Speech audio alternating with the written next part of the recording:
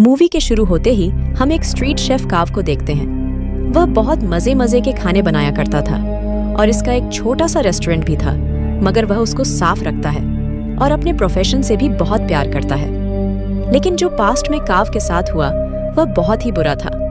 उसके फादर ने सिर्फ इसलिए उसे एक शेफ के पास छोड़ दिया कि वह कुकिंग को सीख सके, और काव ने यह डिसाइड कर लिया था कि एक दिन वह बहुत बड़ा शेफ बनेगा और हर वह चीज हासिल करेगा जो वह अपने बचपन में ना कर सका। काव के फादर एक बहुत अच्छे शेफ थे और अब तक तो वह बहुत ही कमाल के शेफ बन चुके थे, मतलब एक मास्टर शेफ।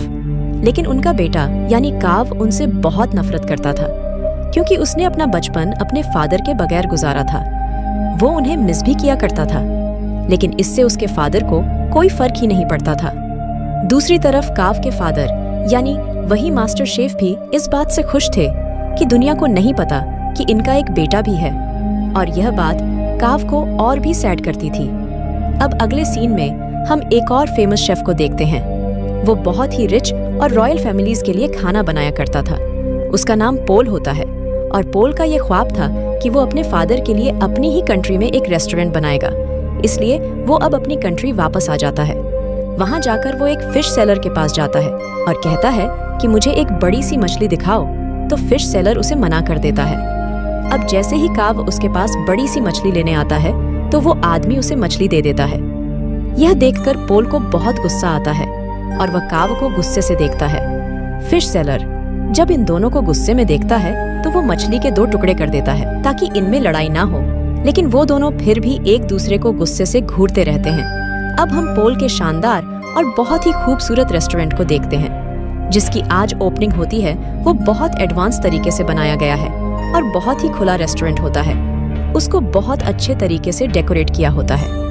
पोल ने जो नया रेस्टोरेंट खोला था वो काव के रेस्टोरेंट के बिल्कुल सामने था, जिसे देखकर काव के दोस्त घबरा जाते हैं क्योंकि ये नया रेस्टोरेंट इनके कस्टमर्स का सारा इंटरेस्ट अपनी तरफ करने वाला था और इन सब लोगों को इनसे छीनने वाला था। और जिस बात का डर था वही होता है। सब लोग नए रेस्टोरेंट का टेस्ट चेक करने के लिए उसमें चले जाते हैं, तो काव के दोस्त काव को सपोर्ट करने के लिए डिस्काउंट ऑफर की अनाउंसमेंट करते हैं जो कस्टमर्स को वाकई में अट्रैक्ट करती है, और वो फिर से काव के रेस्टोरेंट की तरफ चल पड़ते हैं। इस बात से पोल के दोस्तों को बहुत गुस्सा आता है और वो इनसे गुस्से से बात करते हैं कि तुम लोगों का मसला क्या है। हमारी सक्सेस तुम लोगों से देखी नहीं जा रही होगी, इसीलिए ऐसा कर रहे हो। फिर दोनों पार्टीज में डिसाइड होता है कि क्यों ना एक कंपटीशन रखा जाए और देखा जाए कि किस शेफ के हाथ में ज्यादा टेस्ट है। अब दोनों को जबरदस्ती कंपटीशन में पार्ट लेने के लिए कहा जाता है। पहले तो वो मान नहीं रहे होते, लेकिन जब एक दूसरे को देखते हैं तो पहचान लेते हैं कि इन लोगों का सामना तो उस दिन फिश स्टॉल पर हुआ था और ये लोग कंपटीशन के लिए रेडी हो जाते हैं। अब टेबल लग जाता है और उस पर एक बड़ी सी फिश रखी जाती है जिसको इन दोनों ने काटना था। अब सबसे पहले पोल फिश को काटता है और उसके कांटे बहुत स्मूथली और तेजी के साथ निकालने लगता है और उसका यह तरीका सबको बहुत पसंद आता है। अब वो फिश फेंकता है। काव की तरफ काव भी फिश को बड़े अच्छे तरीके से काटता है और उसकी स्किन सबको दिखाता है, तो उस पर जरा सा भी फ्लश नहीं होता, यानी उस पर जरा सा भी फिश का मीट नहीं लगा होता, तो उसको भी सब बहुत एडमायरिंग होती है। अब वहाँ एक चेयरमैन भी होते हैं जो उनसे कहते हैं कि एक इंटरनेशनल कुकिंग कंपटीशन होने वाला है और मुझे लगता है कि तुम दोनों को उसमें पार्ट लेना चाहिए। अब दोनों को प्रूफ तो करना था कि इनमें से कौन बेस्ट शेफ है, तो दोनों रेडी हो जाते हैं।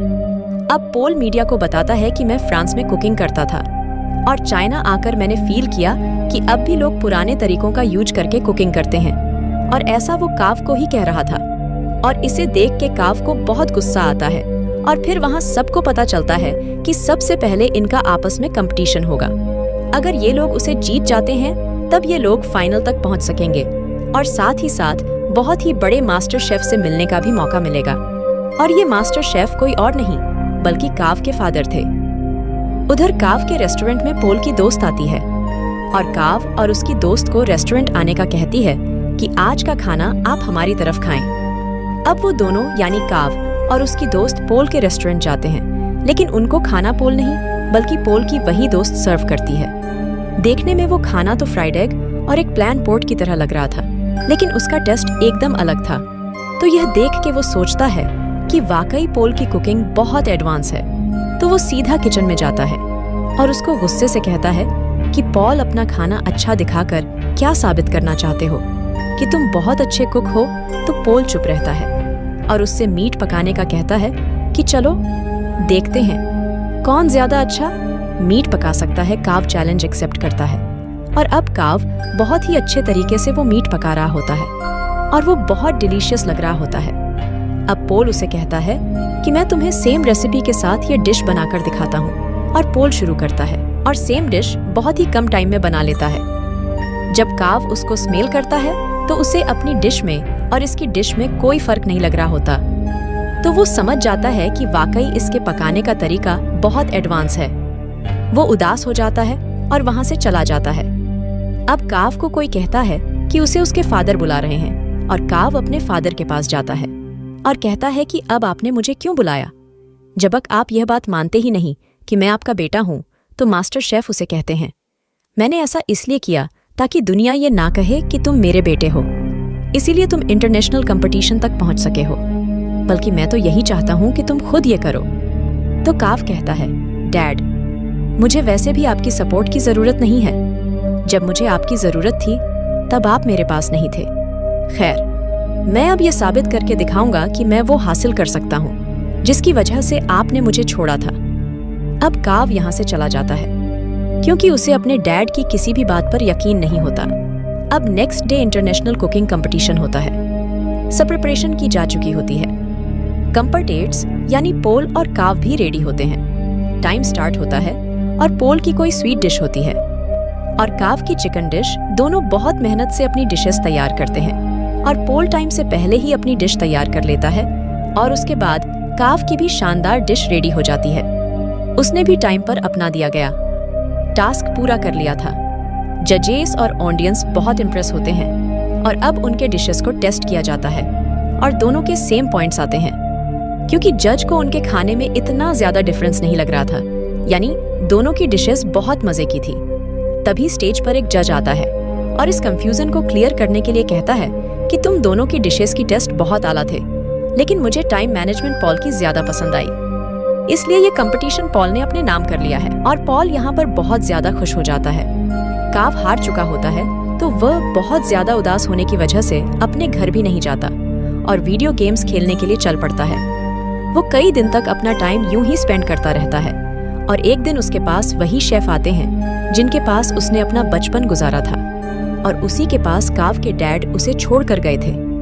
वो उसे समझाते हैं कि काव देखो, हार जीत तो इंसान की जिंदगी का हिस्सा होती है।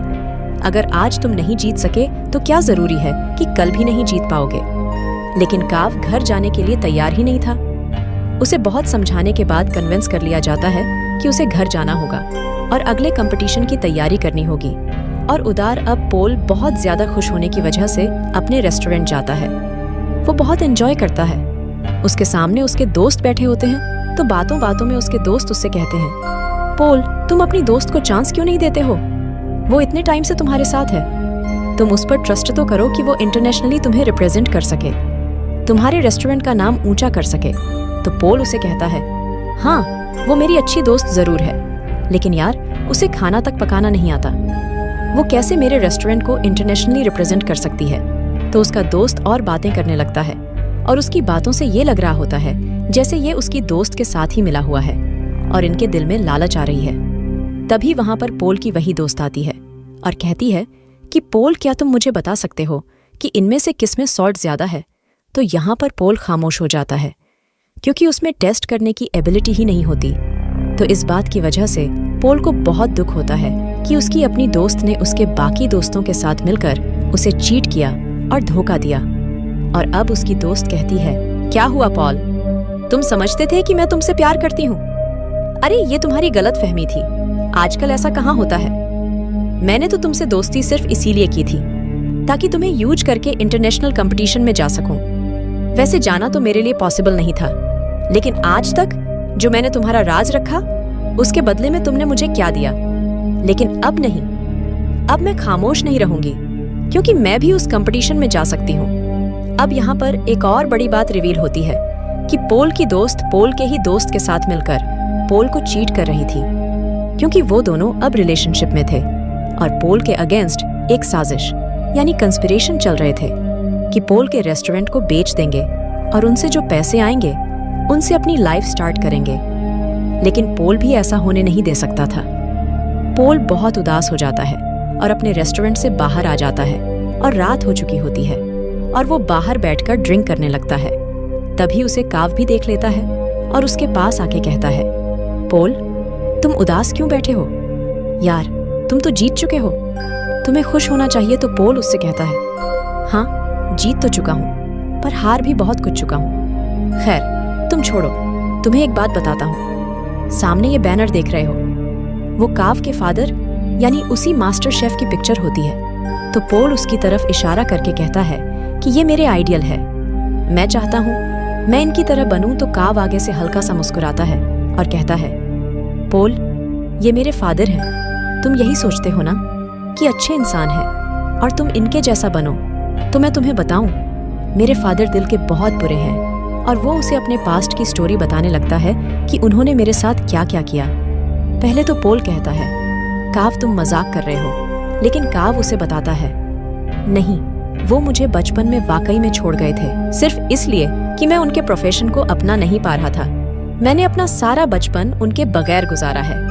पोल कहता है, अच्छा, उदास नहीं हूँ, अब हम क्या कर सकते हैं? तो काव उससे कहता है कि रुको। और फिर वो दोनों खाली बटल्स स्पैनर की तरफ फेंकने लगते हैं और बहुत खुश होते हैं। यहाँ पर इन दोनों में दोस्ती हो जाती है और यह सीन बहुत ही ज्यादा खूबसूरत होता है। अब पोल जब वहां से अपने रेस्टोरेंट वापस जाता है तो देखता है कि उसके दोस्त उसके रेस्टोरेंट का सौदा कर रहे होते हैं। तो पॉल उनसे कहता है, यह क्या हो रहा है तुम लोग? मेरी इजाजत के बगैर ऐसा कर भी कैसे सकते हो? तो उसके दोस्त उससे कहते हैं, मुझे यह बताओ, इंटरनेशनल कंपटीशन में अपने साथ किसको लेकर जाओगे? क्योंकि राउंड 2 में अकेले नहीं पका सकते, इसलिए आपके साथ आपका पार्टनर होना जरूरी होता है। क्या तुम अपनी दोस्त को लेकर जाओगे? तो पॉल कहता है, मेरा दिमाग खराब मत करो, मैंने डिसाइड कर लिया है कि मैं किसे अपने साथ लेकर जाऊंगा जो कि वाकई डिजर्विंग है। पोल यहाँ पर काव का नाम लेता है तो यह सुनकर उसके दोस्त काफी जेलस होते हैं। उनमें से एक कहता है, पोल, याद रखना, तुम्हारा करियर मिट्टी में मिल जाएगा। तो पोल उसे अपने सर से हिट करता है और उन सबको वहां से भगा देता है। जब ये सारे लोग चले जाते हैं तो काव का वही गार्डियन शेफ पोल से कहता है, पोल, वाकई तुमने यह सोचा है कि तुम काव को अपने साथ लेकर जाओगे?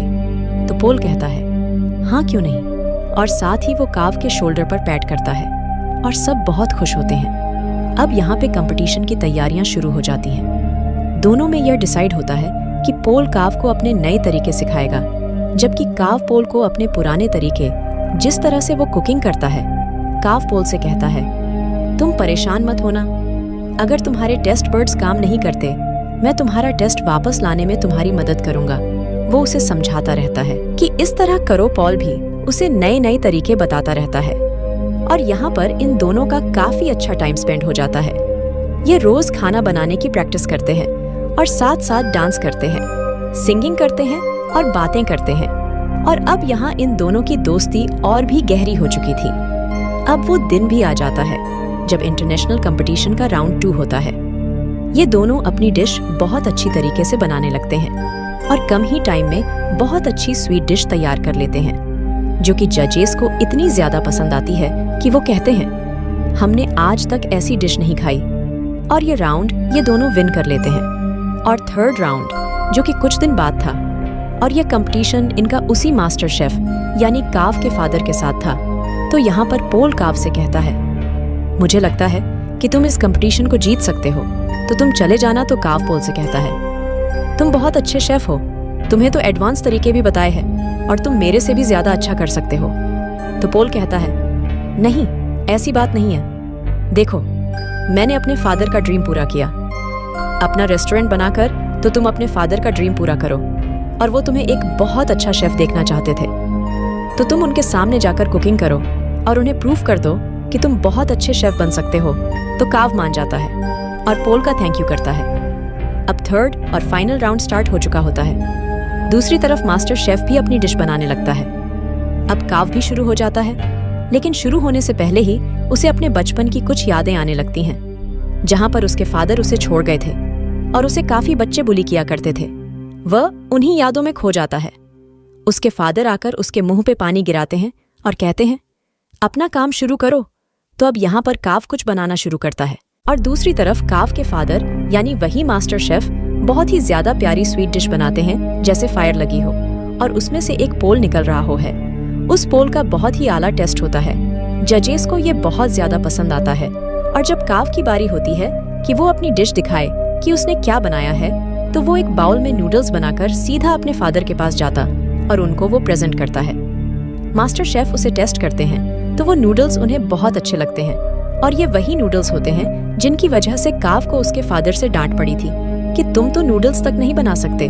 और आज उसने इतने मजे के नूडल्स बनाए थे कि उसके फादर उसे खाना ही नहीं छोड़ते और नूडल्स को वाइल्डली खाने लगते हैं। वो अपने बेटे को रोके कहते हैं, शाबाश बेटा, तुमने बहुत अच्छे नूडल्स बनाए हैं। वो यहाँ पे काफी इमोशनल हो जाते हैं तो ऑडियंस को भी पता चल जाता है कि एक तो इनका सर नेम सेम है और इन लोगों का बिहेवियर देख के भी यही लग रहा है कि ये बेटा और बाप हैं। यहाँ पर काव का ख्वाब भी पूरा हो चुका था और उनके फादर का भी। अब उधर हम रेस्टोरेंट में देखते हैं कि पोल और काव अब साथ काम करते हैं और उनकी ऑडियंस पहले से कई ज्यादा है, यानी उनके पास और भी ज्यादा कस्टमर्स आते हैं और लोग उनका खाना बहुत ज्यादा पसंद करते हैं और इनके रेस्टोरेंट में अब रौनक ही रौनक हो जाती है। इसी के साथ ये मूवी यहीं पर एंड होती है।